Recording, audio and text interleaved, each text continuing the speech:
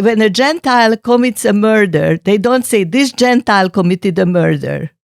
They say this guy committed a murder. If a Jew commits a murder, this Jew committed a murder. That's a double standard, and I don't accept it. I don't know if you agree with it. What do you think about this? Welcome to a special edition of Surviving the Survivor, the Dan Markel murder with Karm on Crime.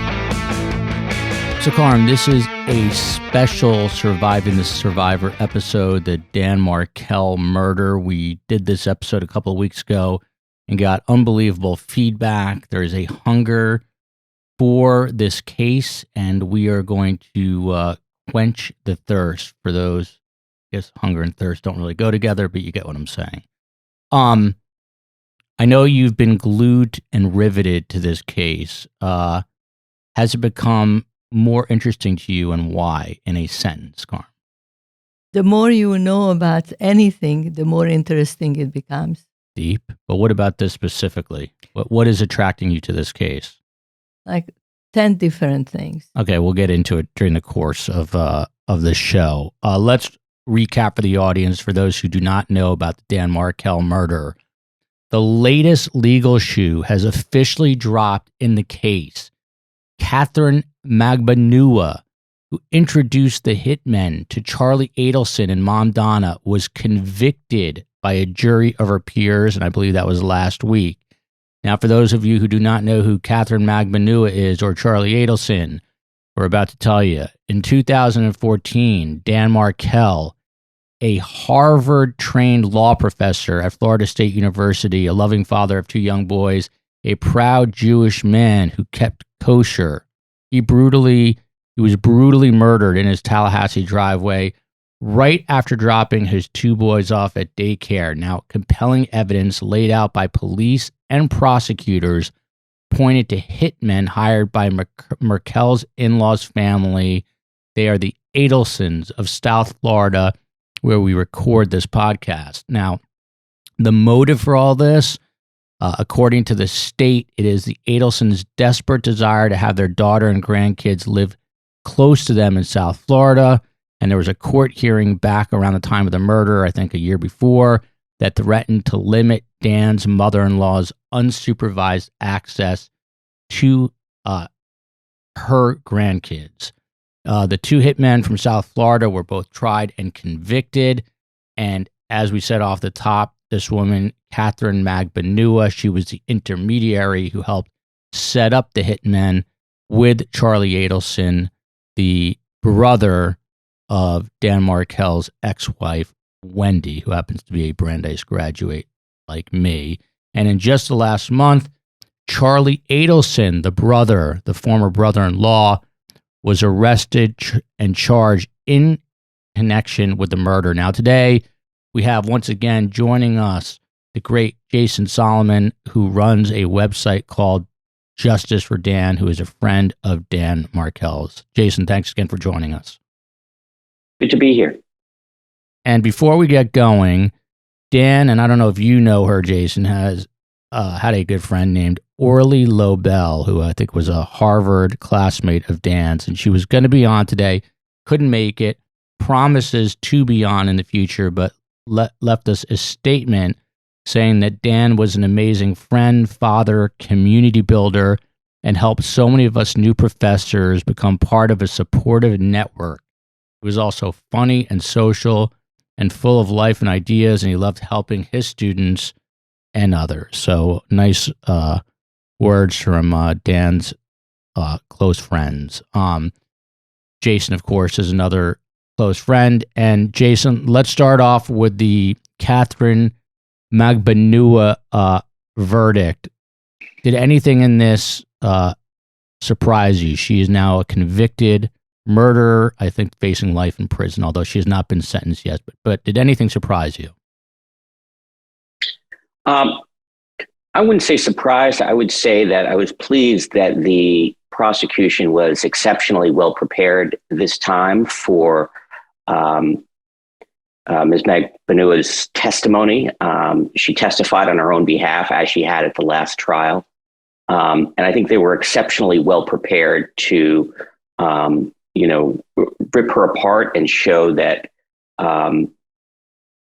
show essentially her lies about her lack of involvement, her lies about where she got the cash that actually she got from the Adelsons to commit this murder, her lies that she actually had some kind of real job working for Charlie Adelson. So the prosecution really did a terrific job this time, as they did last time, and we're all really grateful to them for that. I would add to this that maybe the other thing that helped, I'm not a legal expert. I'm you're a legal expert in your own mind. In my own mind.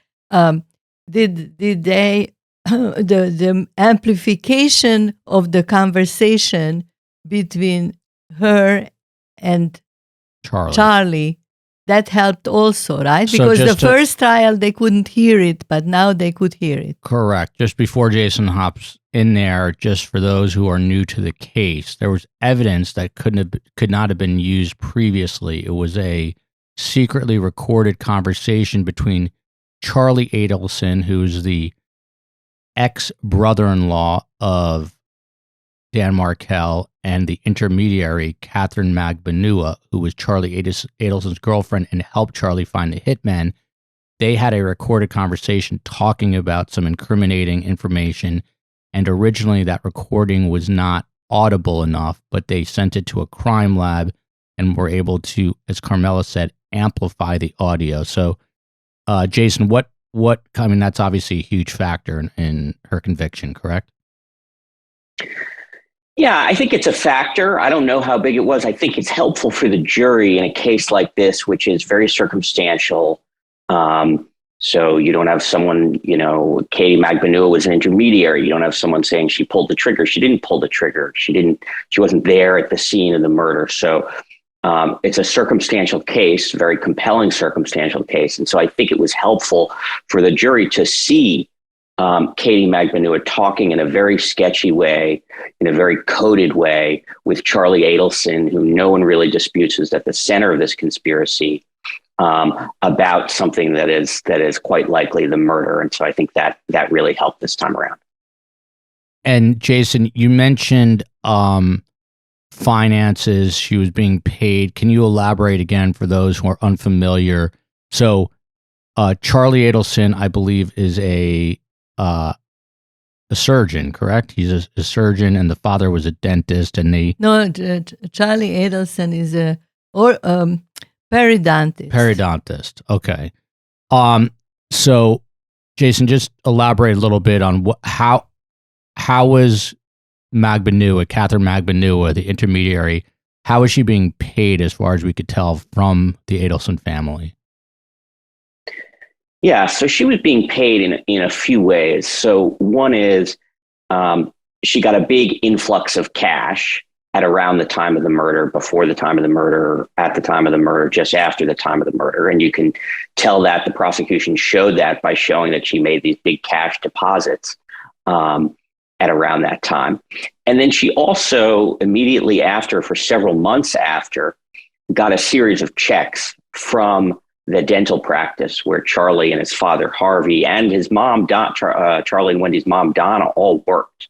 And so Donna Adelson, the mother, wrote these checks as if Magbanua was an employee of the Adelson Institute, the dental practice. But the prosecution, showed, they put forward witnesses who worked at the dental practice and said, hey, we've never seen her here. She never worked there. So it was essentially a no-show job. She tried to argue that she was some kind of personal assistant to Charlie Adelson. But again, the prosecutors did a very nice job of essentially cross-examining her and saying, well, what did you do for him? And she really couldn't come up with anything. And the things she came up with were easily shown to be lies. So that's how they paid her, through cash. And Charlie Adelson was known to keep a lot of cash around. And then through checks from the Adelson Institute, the dental practice. And also in typical South Florida fashion, I think breast implants were involved as part of this payment. Is that right, Jason? Yeah, that's right. They also gave her, They also gave her at least one car, a Lexus that originally belonged to the Adelson family.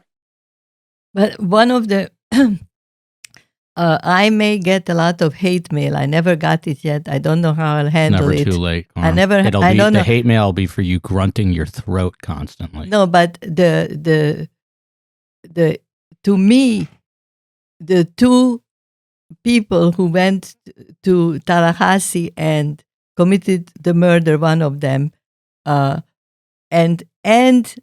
Katie Magbanua. they weren't they were like not very clever.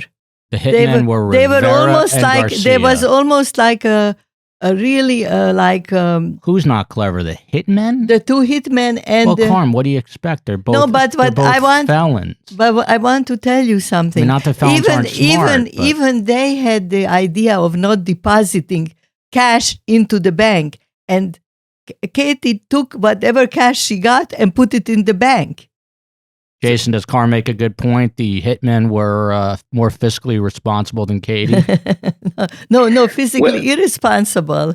Yeah, I mean, I think you make a good point. I think the hitmen went out and got a car and a motorcycle right afterward and posted pictures of themselves with it on social media. So, yeah, I think, and going back to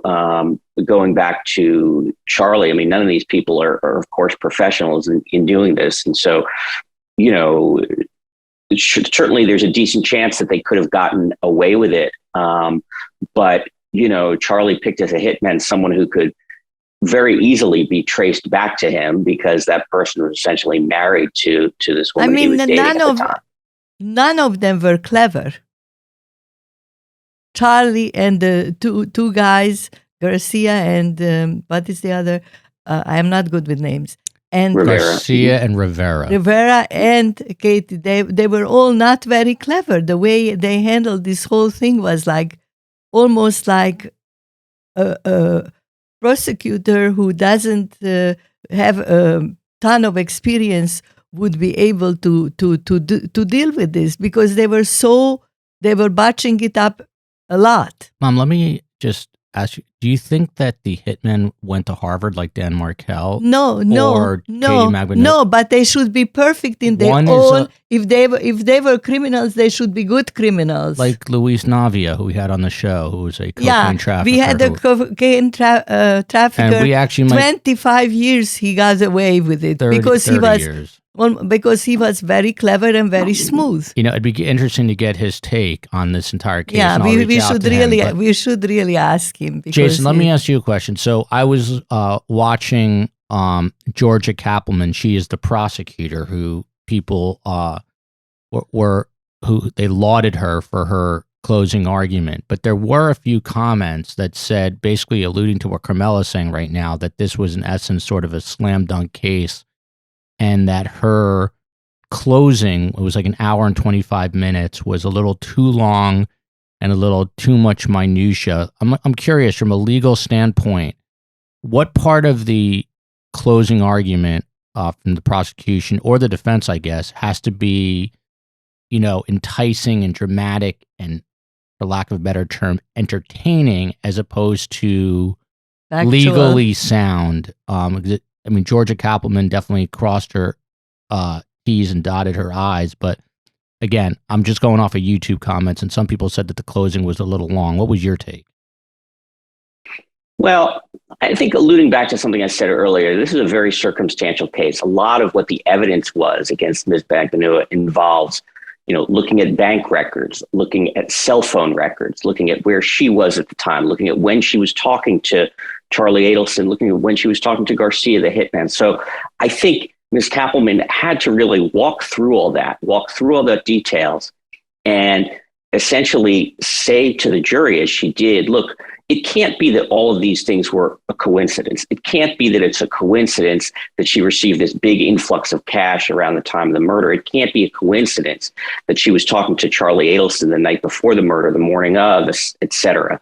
And so I think she had to really go through those details to reach whatever few jurors might have some reasonable doubt and say, look, you can't have any doubt. It's not possible that all these things were a coincidence, that all these details would be true, and yet she still wasn't involved in this murder. So I understand why in this particular case, she may have had to really go through that level of detail. And of course, it was successful.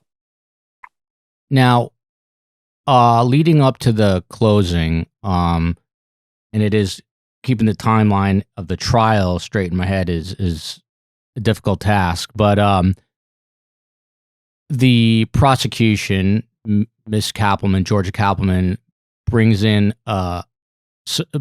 up a few, I think, salient conversations and issues that happened between the Adelsons, and apparently in an email from Donna Adelson to her daughter Wendi. Wendi is the one who was married to Dan Markel.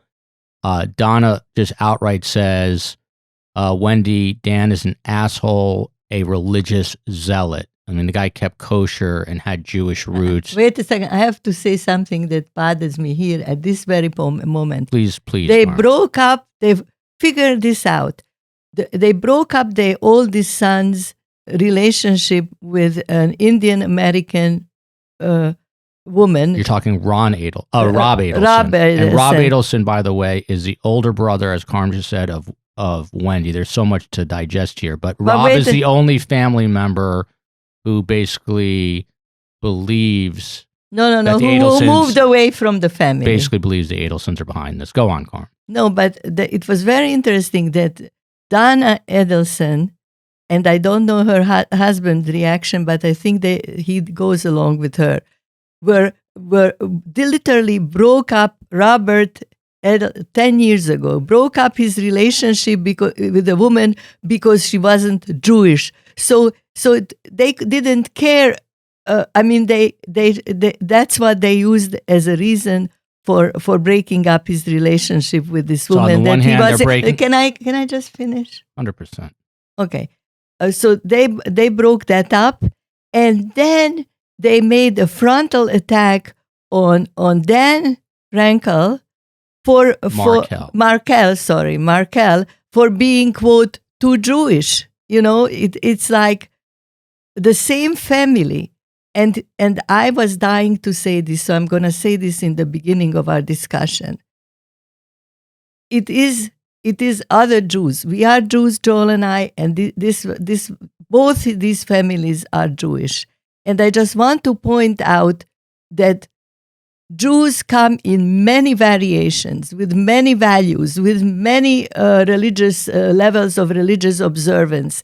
And I cannot stand it that people are generalizing and there is only one monolithic Jews. And when a Gentile commits a murder, they don't say this Gentile committed a murder. They say this guy committed a murder. If a Jew commits a murder, this Jew committed a murder. That's a double standard, and I don't accept it. I don't know if you agree with it. What do you think about this? No, I agree. And I agree how strange it is. And, you know, as a therapist and someone who's seen a lot of family dynamics and parent-child dynamics, it's very strange how Donna, the mom, seems to have such specific views about her children's lives and her children's relationships. And, you know, that's obviously a big thing that led to this tragedy. It looks like she accepts only a very narrow path to what kind of Jews they can be and how they can behave. And she even at one point, she suggests, Donna, the mother, suggests to Wendi, the daughter, the divorced wife of Dan, that threaten him that we are going to convert the boys. Do you remember this episode? Yep, she threatens to convert that. She thinks Wendi should threaten that they're going to convert the boys to Catholicism unless he accedes to her demand that they move to Miami. Exactly, which is kind of... Their hubris is amazing. So one of the other things that came up from the state is that at one point, the Adelsons thought about bribing, before killing him and murdering him, they thought about bribing Dan by giving him $1 million just to show their hubris. And also... They thought everybody can be bought. Correct. And the grandmother at one point also wrote I think, an email either to Wendi or to the children directly saying to tell your dad that they're taking away your sunshine, meaning Donna Adelson, the grandmother. So a lot of insanity here. But Karm, you had a couple of interesting. So in this trial, we see Wendi Adelson on the stand as well. Jason, what was your reaction before we get to Karm on how Wendi handled herself before a jury of her peers on a stand in a trial in Tallahassee? Well, first I should say I didn't actually watch any of the trial. My sanity is best served, and my day job is best served by following it occasionally on Twitter, which is what I did. But from reading about it and talking to others about it, look, I think she has a difficult task, a pretty impossible task, which is she needs, for the sake of her reputation and to a certain extent to agree to avoid being prosecuted in the future, she needs to continue to act as if she knew nothing, and she still knows nothing about who killed her husband. And there's certainly real questions about how much she knew beforehand. But to behave as if, she really just has no idea who could have done this just lacks credibility. And, one interesting question, we don't have to get into it now, but one interesting question is what her children now know about this situation. And when will they know more if they don't know at this point that, for example, their uncle Charlie, who they've known all their life, is right now in jail, accused of having killed their father. Do they know that, they're now 13 and 12, I believe. So do they know that, the state of Florida, Tallahassee, Leon County has accused their grandmother, who again, they see, I think once or twice a week, has helped raise them. Their grandmother and their uncle are accused of killing their father. What has their mother told them about that? What, if they've managed to keep that from them, what is she going to tell them about that? I think these are big questions. And I don't know how Wendi is going to handle it, but Wendi has a real dilemma right now to keep any credibility with people around her, including her son. She has to at some point acknowledge that at a minimum, her brother and her mother planned the murder of those kids' father. And so is she going to choose some level of credibility and start to acknowledge to people around her, including her kids, that at a minimum they were involved? I don't know. But I think it's a tough question. And I have the fantasy that those are very precocious bright boys, judging by the mother is very bright, the father was very bright. They must be, at 13, kids know more than we ever imagined that they know. Just to be clear, though, they're going to be, to use a scientific term, they are going to be a mess. Maybe screwed up. But just to be clear, so Charlie, the uncle, the brother of Wendi, is sitting in a jail in Tallahassee with no bond, awaiting a murder trial in connection with this. The mother, Donna, however, there's no legal tie-up with her yet. But she could Correct. be the next. She could be the next domino to fall.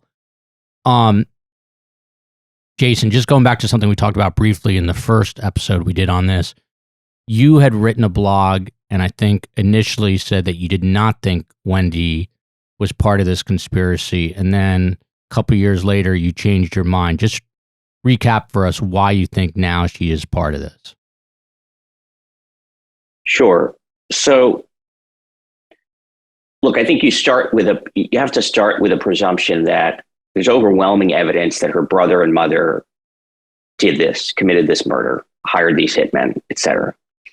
And she's very close to her brother and mother. And so you certainly have to start with a serious presumption that they wouldn't have done it without her signing off on it, essentially, without her knowing about it, right? So I think you have to start with that presumption.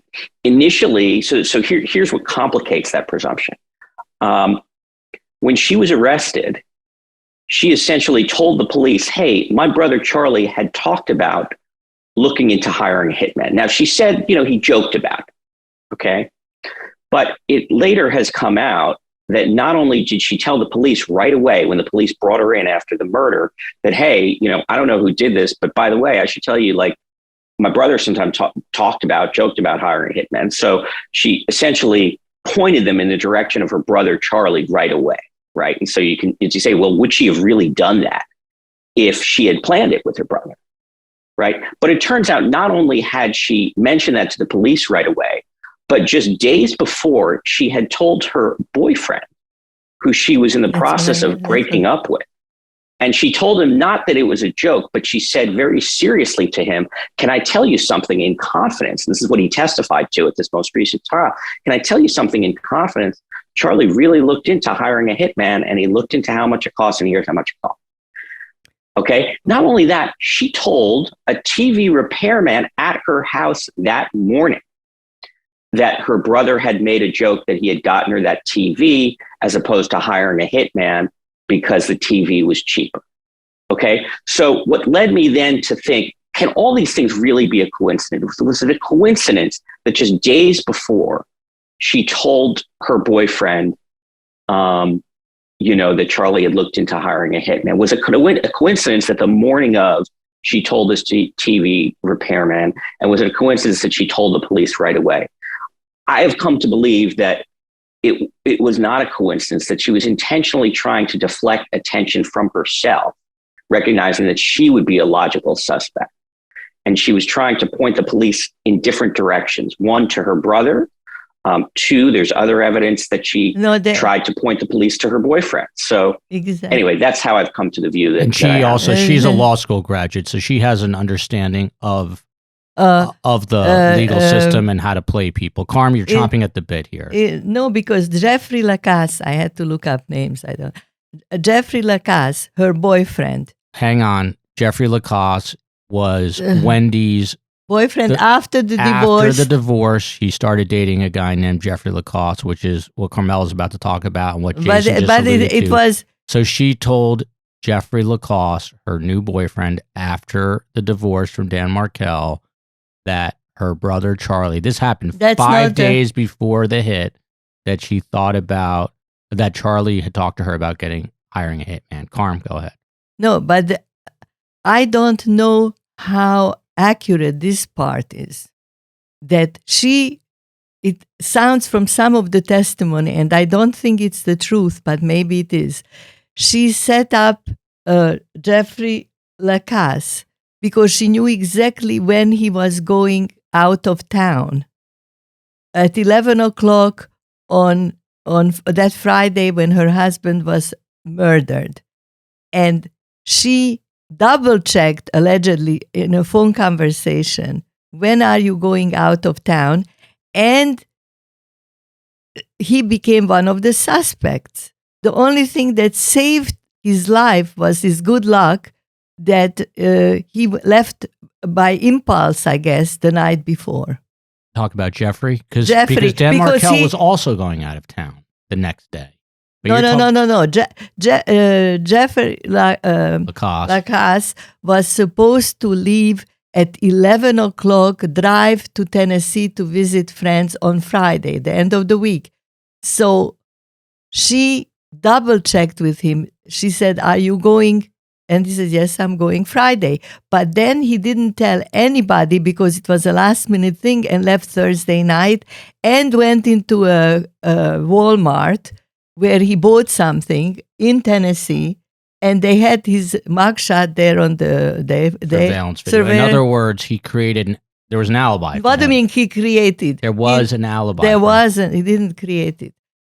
He just got lucky and got it. So, Karm, to translate your commentary for the audience. Yes, from Carmelese to English. Yeah, because I understand you better than most. So what you're trying to say is that there was some sort of instinct that the boyfriend had to get out of Dodge, and that serendipitous move prevented him from potentially becoming a suspect in this case. Yes, but this version of the story implies that she was ready to set him up as a possibility. Correct, Jason? That's right. That's right. Of course, again, it's somewhat confusing, and if you ask the question, again, you sort of have to ask the question: how consistent is her behavior with someone who knew about it in advance that this hit was coming? How consistent is her behavior with someone who didn't know about it? So if you assume that she did know about it, it seems one can infer that what she's trying to do is point the finger at, on the one hand, this boyfriend, Jeffrey Lacasse, on the other hand, her brother, Charlie, maybe in the hope that no one will really be able to be convicted, that maybe they'll go, if it's discovered that her family was involved, maybe they'll go after Charlie, but maybe Charlie's lawyer at a trial can point to Jeffrey Lacasse and say, hey, maybe it was Jeffrey Lacasse. And so maybe the jury will have reasonable doubt. It's not clear. I mean, obviously her state of mind, assuming that she was involved in the planning of this murder, was not super rational, right? I mean, she's planning the murder of the father of her children. And so her mind is circling and spinning and coming up with random ways to protect herself and the people around her. That's the only thing I can guess. In the meantime, I see her as a nervous wreck, and some of her reactions are attributed to her feeling very guilty, but she also seems to react, different people react to stress differently. She gets stomach upsets, and there are several episodes where she gets major stomach upsets. Now, the way we're talking now about Wendi Adelson on the stand testifying in this case, correct, Karm? There's a point where she says she's going out to dinner. She's out to dinner with her brother Charlie. Exactly. And it's the first... No, wait a minute. It's important to say that after the first month after the murder, she says she was so afraid of being personally attacked also that she never left the house, and she was in a sort of implies a sort of a mourning. And then after a month, she goes out to dinner with her brother, and she says she says when she's nervous, she says she was terrified she was so terrified for herself and her children after the murder that she could be next, that she did not leave the house, her home in Tallahassee, for a month. And then when she finally feels up to it, she goes out, eats, gets a drink, an alcoholic drink, and throws up at the table. Makes her throw up. Now, but the boyfriend also reported earlier that he had to run around looking for Mylanta because every time she was upset. Now we know they're Jewish. How to go get Mylanta. Exactly. But that's another proof. Jason, what was your take? This was the original question. We got sidetracked for 20 minutes. Was Wendi credible on the stand? Does she come across? I know you didn't watch, but from what you've understood and you're a legal mind, she appeared guilty. She hurt herself, help herself by being on that stand.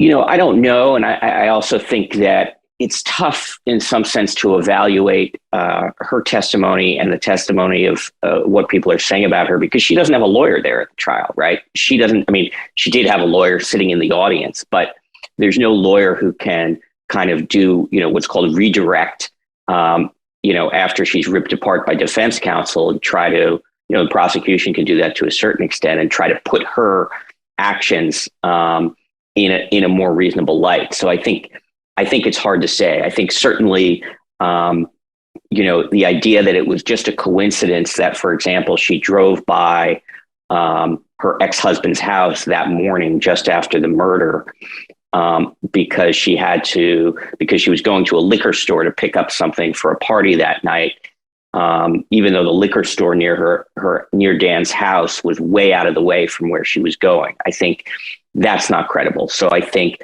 to the extent that has been a centerpiece of her testimony at both trials, I think it is. I think it has hurt her. I think it has increased the belief of many, including myself, that she did know about this beforehand. Now, Carmela. Now, if she knew beforehand about this, what does it mean legally for her? Like as far as the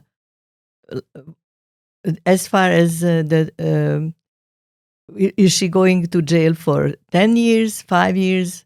If she was in on it, if she I was think there is a question as to whether. Sorry. Co-conspirator. Well, I think if they can prove that she was involved in any fashion, she will be in jail for a very long time. So I think if she's convicted of conspiracy to commit murder or whatever, she will be in jail for, probably the rest of her life.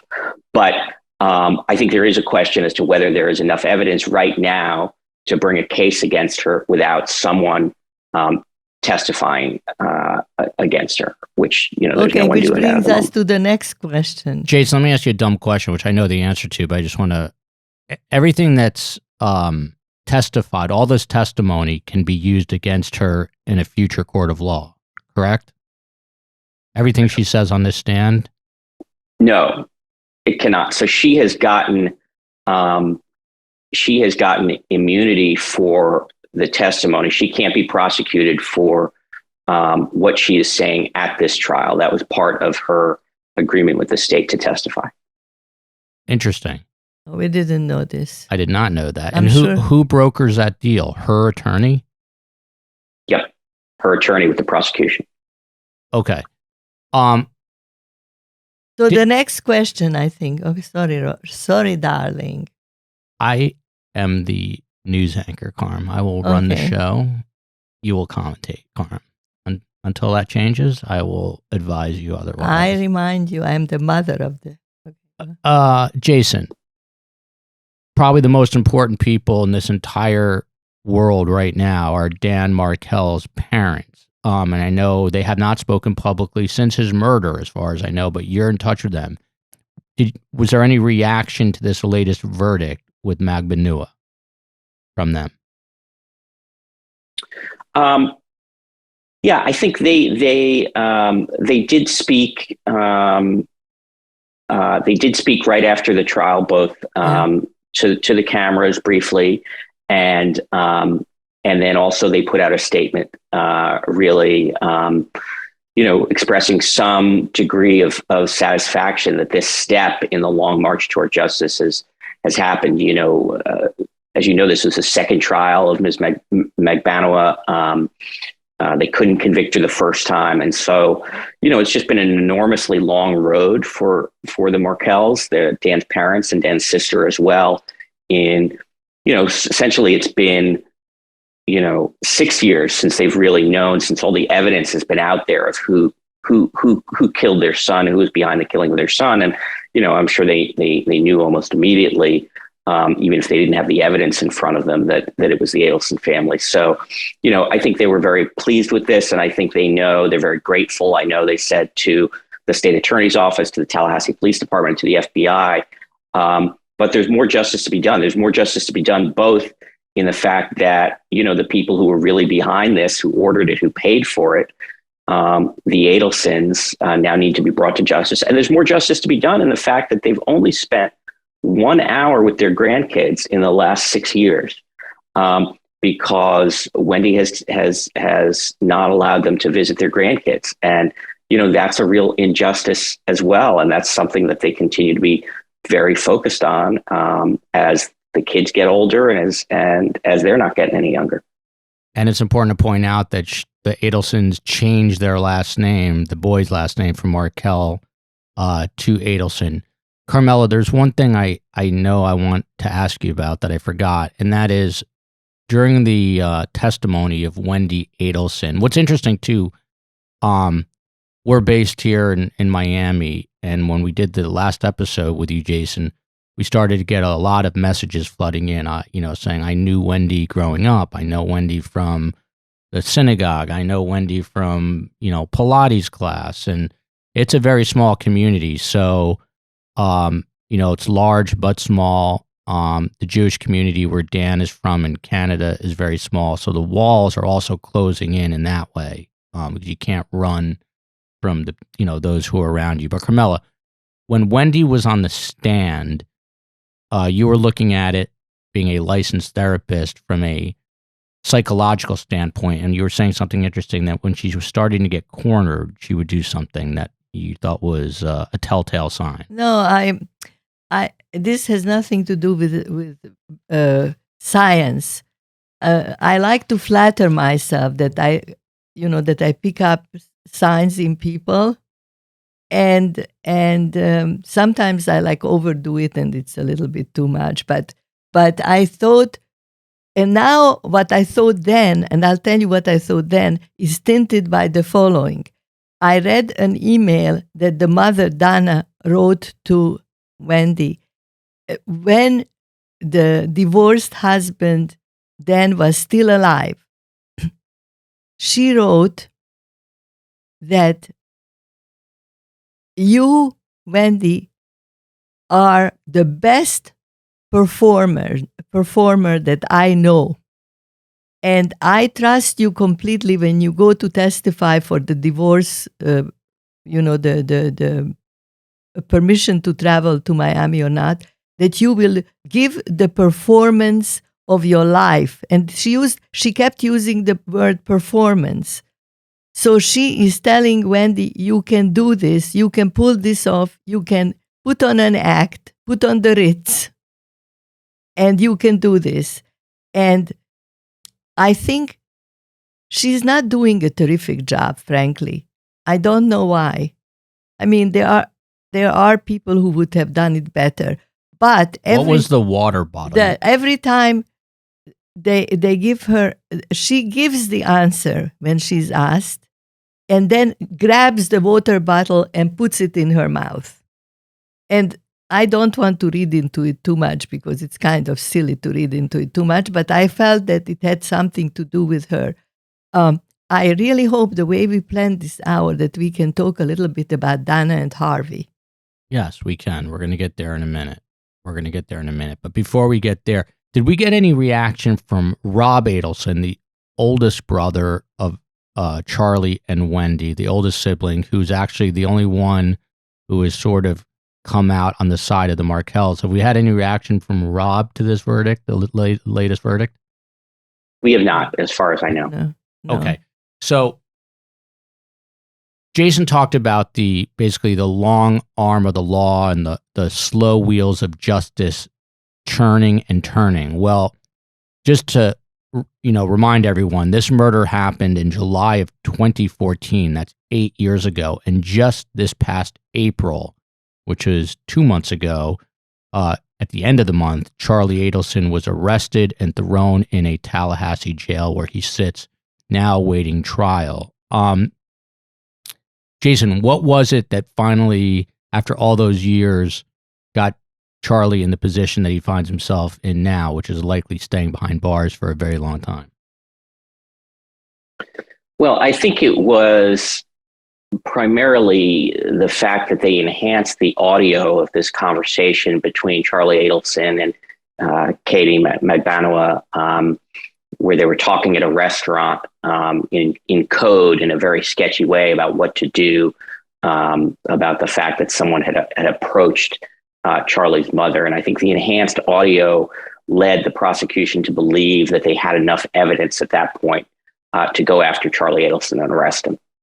And just to put that into context, so again, Donna Adelson, the mother, they were having this conversation. Katie and Charlie were having a conversation about something that happened with Donna Adelson, where the feds actually set her up and they met her, an undercover fed met her on the street in Miami Beach and essentially said, look, you have to pay my guys more. They got into some sort of trouble, alluding to the hitmen. So the feds were making it appear as though they were one of the bad guys looking for some more money. And that kind of spooked Donna Adelson, obviously enough to tell her son Charlie. And then Charlie has this conversation with Katie in a restaurant. And again, first go around, the audio wasn't good enough, but now the audio is boosted and there's a lot of incriminating talk on there, right, Jason? Yeah, I think it's important not to overstate the importance of this audio. I mean, in a sense, because they're talking in a very coded way, but the bottom line is, okay, if someone approaches your mother saying, essentially blackmailing her, saying, if you don't pay me, then, you're in trouble. Why don't you go to the police, right? So they didn't go to the police. The mom didn't go to the police. Charlie didn't go to the police. Charlie then calls his ex-girlfriend, Katie Magbanua. They talk about it at a restaurant. None of them are saying like, hey, let's just go to the police. So the bottom line is they're talking in this very sketchy way. They're talking about how to make the problem go away. And they're not going to the police. So I think that's the bottom line of what helps the jury see, hey, here's this person, whether it's Charlie or Katie, that look like they're up to no good. How was this taped? What was the legal backdrop to the taping of this conversation? So I think this was ongoing surveillance by the FBI of Charlie Adelson, essentially. And because this was a planned, I'm not going to get the word right. Sting is what's in my mind. But they use another bump, I guess, is another word for it. Bump, where they sent an undercover FBI agent to talk to the mother, Donna, and then to see what happens, precisely so they could then record conversations and use the conversations in evidence against, whatever defendant in this conspiracy. And that's exactly what they've done. But I don't understand. The FBI can go and bug anybody's phone anytime? No, but at this point they had probable cause. So, this is after they've arrested the hitmen. So they've already, gone before a judge and shown that they have probable cause to be interested in, certainly in Charlie Adelson. Karm, they are bugging your phone, though. I know, and I know, and it's not good for a person who is kind of paranoid at the edges. I could tell you're worried. You should be worried. Check all your phones.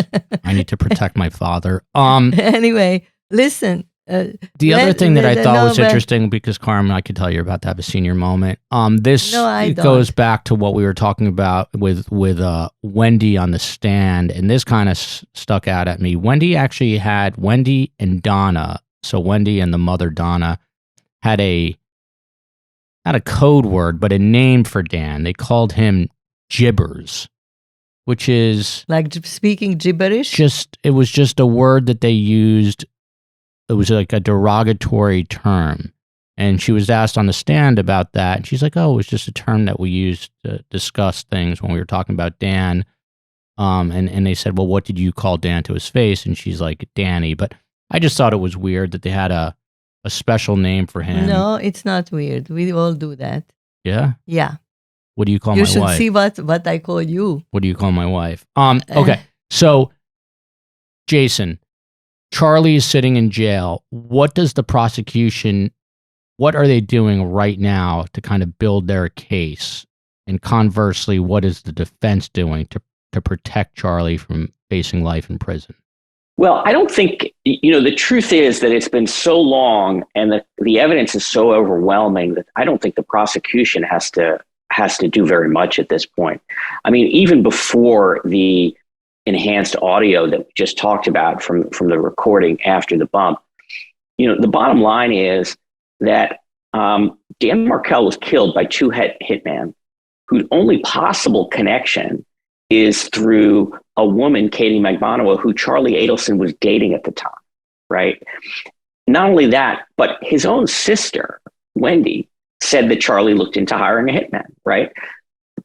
His own sister has testified at trial twice that Charlie looked into hiring a hitman. So in my view, that evidence just alone, that the fact that these two people drove from Miami to Tallahassee, killed Dan Markel, the only possible connection is through a woman Charlie was dating at the time, and Charlie's own sister says that he looked into hiring a hitman. This is a slam dunk case. And so I think that the only question is, and I think that, Charlie recently switched lawyers. So Charlie's new lawyer is no doubt taking stock of the evidence and figuring out what are my options here. And quite frankly, I mean, there aren't any good options for Charlie Adelson right now. There's no way he's going to win a trial. And I think there's a real question as to whether he's considering testifying against other members of his family. Is he really going to be the only one in this family that goes down for this? And then there's the question of whether what the prosecution is willing to offer him. What is the prosecution willing to offer him to testify against, for example, his sister, Wendi? I don't know the answer. I'd be surprised, given his central role, if they were willing to say, "Oh, yeah, you can do 1 year in jail and then you can get out." But would they be willing to offer him, 10 years, 15 years? I don't know. And would he do that? So I think that's the real question right now. What kind of pressure is he feeling right now? I mean, you're the legal expert here, and we're not. So you're sitting in jail, and on the one hand, you're either going to prison for life, or you can turn on your mother and sister and maybe do 10 or 15 or 20 years. Neither option's really good. So how tough is the squeeze he's feeling right now? Frankly, I think that, this is less about law, less a position to answer it, and more about family dynamics, right? It's more about his role in the family. He's the middle child. He's sees himself as a protector of his younger sister, probably sees himself as the protector of his mother to a certain extent in this instance. Also sees himself as kind of a thug, frankly. He calls himself the maestro. I think he probably really enjoyed kind of being the, quote, mastermind of this murder. And so does he have kind of what you might think of as a gangster mentality of, I'm no snitch, I'm going to take the fall and be the man and sit in jail while my sister and mother live their lives? Or is he really bitter about it? Is he bitter about the fact that he did this thing in his mind for his younger sister, to get her out from the control of her ex-husband, Dan Markel? And is he saying, I'm not going to sit here in this jail cell for the rest of my life while she goes off and lives her life? I mean, he has a child too at this point. So is he going to, sit there and not see his child while his sister gets to live out the rest of her life with her? Carmela, you're the therapist. No, I didn't know he has a child. Yeah, he had a child. It's not widely known. Yeah.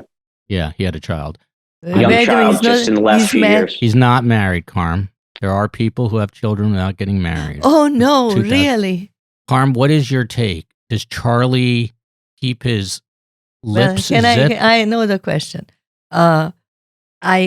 I was thinking of something not very nice, but I will share it. These families that are so enmeshed, there is also anger and resentment in these families, because it's impossible to be so close and so, into each other and not have the resentments and the anger. And I think that Charlie may actually be like Samson and bring down the building with himself. I think that he's not a character that will just play, this by himself. He's not. He always did everything with the family. So you think he's selfish? Psychological profile, he's going to tear apart the family now. That's your prediction. You're on camera, you're on tape. We are all selfish. That's a term beyond selfish. You think he's going to turn on his family? I think yes. You do? And it will come out. He also, if he's really clever, he realizes that even if he doesn't turn on his family, the case itself, from all the accumulated evidence, will turn on his family. It would, one way or another, it will turn on his family, I think. He's not going to be in jail, and the sister and the mother are going for manicure. Let's close out the show with this has been excellent. Thanks, Jason. We're not done. I was going to say we're not done yet, Karm, but we have So I was closely monitoring a lot of YouTube comments about the case. This one I thought was really interesting. So just to go back in time and in history, this happened again, July 2014, 2 hitmen, Rivera and Garcia. Garcia was the actual hitman who's now serving life in prison. They pull up in a Prius right after Dan drops off his kids at daycare. They find him in Dan's driveway. They shoot him in the head and kill him. The way they're caught is old-fashioned shoe polish police work, where they eventually tie the Prius to, I think, some sort of easy pass. And I'll have Jason hop in on this in a second. But the YouTube comment was interesting because they say life is a game of inches. And this comment said, this case might never have been solved if Garcia and Rivera took US 27 instead of Alligator Alley, which is a toll road. Jason, is that how they were called? What's your thought on that comment? I mean, it's such a kind of a benign comment that you look over. They but were on cameras too. Would they have been caught if they didn't go through this toll road? I think that's one possibility. I think there was a neighbor who saw a Prius driving away from the house. If that neighbor hadn't happened to see a Prius driving away from the house, they might not have caught. If I think it was Garcia who rented the car and used his own name. If he hadn't used his own name, they might not have been good. So there are a few little things, the toll road being one of them, where it's true they might have gotten away with it. You know, the O.J. Simpson trial everybody was glued to the TV, and it was like from central casting. The characters in the O.J. Simpson trial, and everybody was into it, and they were literally a very large percentage of people watched it. And this is now turning a little bit into that in Florida, because we all know that, you know, something is, what is it in Denmark? What did Shakespeare say? Something smells in Denmark. Something was not right here. Never heard of that in my entire life. Yeah, that's a Shakespeare in one of his plays. Something stinks in Denmark or something like that. I'll Google it. But I think there is something about this situation. And then you have the Adelsons, and then you have Garcia and Rivera. What's interesting is, it's like such two different groups of people with such different customs, and they get together to commit a crime. What's interesting is, like, after the fact, Rivera is almost like the most credible, because he was questioned afterwards and he knew some things. For example, they accidentally shot a hole in their Prius. Which is straight out of Florida again. I don't know how you accidentally shoot your Prius, but it's something Rivera knew and was honest about, and basically asked for forgiveness. So the hitmen, in a weird way, are turning out to be like the arbiters of truth and kind of the nice guys. But one of the other YouTube comments, Jason, I wanted to get your take on was, why weren't Wendi's parents, who are Donna and Harvey, why were they never questioned? Have they been questioned? They have not been questioned. Why? They've refused to be questioned. They have said call our lawyer. Our lawyer said, we're not sitting down with you. Guilty. Now, wait a second. I have to understand this Harvey guy, because I have a very unflattering view of Harvey. So I would like to know a little bit more. Is Harvey like completely following the lead of Donna, or is he staying out of it and reading the paper, or what is the situation here? I think we really don't know at this point. I think, beforehand, in terms of the planning of the murder, we don't know whether he was aware, whether he was involved. He certainly wasn't centrally involved the way Charlie and Donna were. We don't know whether he was aware or not. I think now, he sold his dental practice. I know that He was sick at some point in the last few years. I know he had a brain tumor at some point in the last few years. So I don't know what his kind of, how healthy he is now and what he's doing. And, obviously for all these people, I mean, for the Adelsons, based on horrible decisions they made, but what a horrible way to end your life for Harvey, Adelson, someone who was a successful dentist, has at least a few kids who were on the surface, successful, and then, whether it's his decision or the rest of his family's decision, go down this horrible road of murdering the father of their grandkids. And, that is the defining feature of his life. They're all rightly living in hell right now. They're all scared. But it's also, everything, you shouldn't read too much in it, but there is documentation that people get cancer when they are under tremendous stress, and they get heart disease. And I didn't know I did not know that he had brain cancer. I would have had cancer then, and I would be bald if all that stuff was true. Jason, what comes next? What are the people who are following this case closely, as we are and as you are? What do we look for next? I think what we look for next are two things. One is the scheduling of a trial for Charlie Adelson. So he's been arrested. He's sitting in prison, as we talked about. He has a new lawyer, so then now they need to schedule a trial. So that's number one. I think the second thing we look for is, when are they going to arrest Donna Adelson, the mother?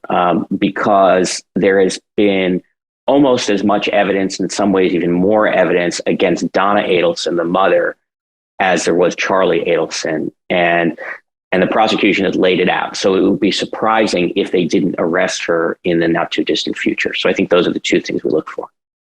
Well, can I just say something about Donna Adelson? Since I am kind of the Donna Adelson of our family minus the crime. The grandmother, the matriarch. And it sounds like matriarchy, we are back to matriarchy. She ruled Robert, she ruled Charlie, and she ruled her daughter. Now, her daughter seemed to be like a really, an accomplished person, a lawyer, and so forth. But she was really a mama's girl, so to speak.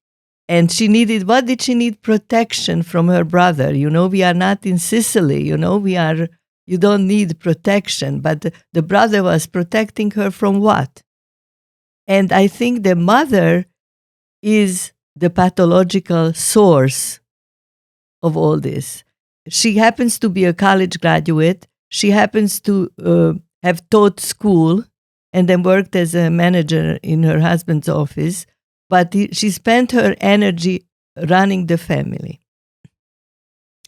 If you go on Google, you will see that she's listed, and they say she has 2 grandchildren. They're only listing Wendi's 2 children as her grandchildren. She has grandchildren with her oldest son, but they are not listed. So all her focus, where she can dominate and rule, was on Wendi and her 2 children, which maybe in her head she considers they are her possessions. And really, she is the one who had the psychological toxicity that created all this other stuff. You once asked if the family is narcissistic, and just so recently a lecture on narcissism. Everybody is to a degree narcissistic. Everybody thinks their grandkids are the most beautiful and so forth. But she kind of crossed the threshold, the limit of this. So I think that Donna is, as much as I always say, grandmothers of the world unite. We should stand up for ourselves. I still think that it was Donna that caused this family to disintegrate. She's the mastermind. She is the pathological causing factor. As we go down this Dan Markel murder, doing some special episodes for Surviving, and you're now trending as hashtag Karm on Crime, I want you to maybe confront Donna Adelson. I want to Would you say, do that? Would you confront Donna Adelson in Florida? I'm not going there. I want to say something that will get me hate mail for the first time. And believe me, I don't like hate mail. I have to say that Dan Markel, may he rest in peace. He had a wonderful future ahead of him.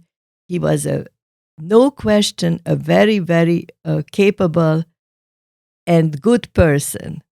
But he wasn't perfect. You know, there is an expression, never say anything. What? You seem to say you agree. But you made some kind of a gesture with your face. I don't know. Because I think people now build him up like into this person that he probably was not. Like all perfect and flawless. Well, no one's perfect, Karm, but no one deserves to be murdered in their driveway. But he fought very, very, very hard legally, beyond the norm legally. He fought very hard during divorce, very hard, because he's a legal mind and that's his profession maybe.